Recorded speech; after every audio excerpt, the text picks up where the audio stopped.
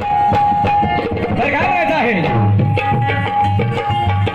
पावलो पावली तिथली कसोटी थोर मातेची, पावलो पावली तिथली कसोटी थोर मातेची, पावलो पावली तिथली कसोटी थोर मातेची, पावलो पावली,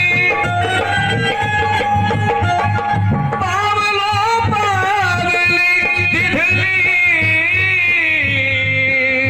कसोटी थोर मातेची, केली चादर आयुष्याची, केली चादर आयुष्याची,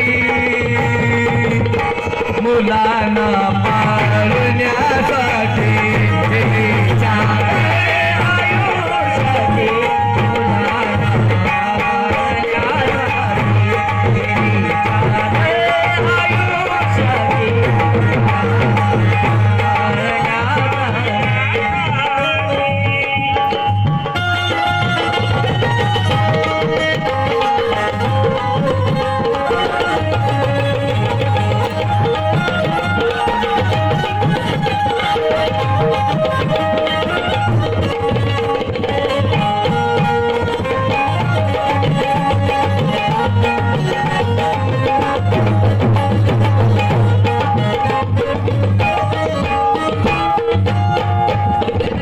केले कष्ट माता रमाईने.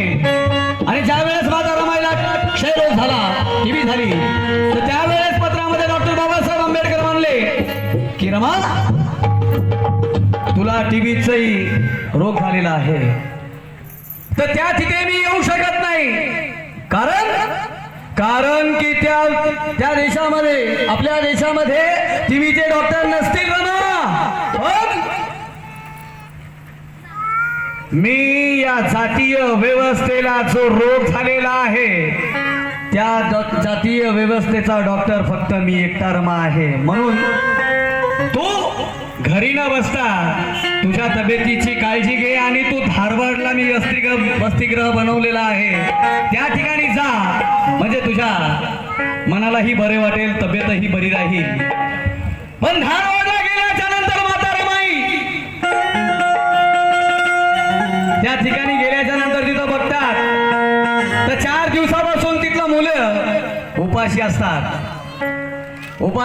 तर त्या मुलाकडे बघून माता रमाईला फार दुःख होतं. आणि तिथं बळवंत वराळे नावाचे